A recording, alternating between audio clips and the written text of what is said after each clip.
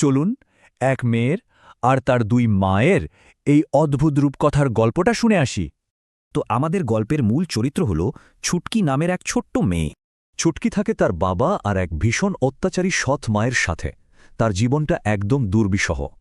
এই রকম হুমকি ছিল ছুটকির রোজকার জীবন। এটাই ছিল ওর কঠিন বাস্তবতা। এই গয়নাগুলো ছিল ছুটকির 18তম জন্মদিনের জন্য, আর এটাই তার সৎ মায়ের লোভ জাগিয়ে দেয়। ঠিক এই সময় ছুটকির বাবা এক সপ্তাহের জন্য বাইরে যান, আর এতেই একটা ভয়ঙ্কর ষড়যন্ত্রের সুযোগ তৈরি হয়। সৎ মা আর তার বোন মিলে প্ল্যান করে গয়নাগুলো চুরি করবে আর দোষ দেবে ছুটকির ঘাড়ে। কিন্তু যখনই ওরা এই প্ল্যানটা করছিল তখনই এক অলৌকিক ঘটনা ঘটে। এক সাহায্য আসে ছুটকির জন্য।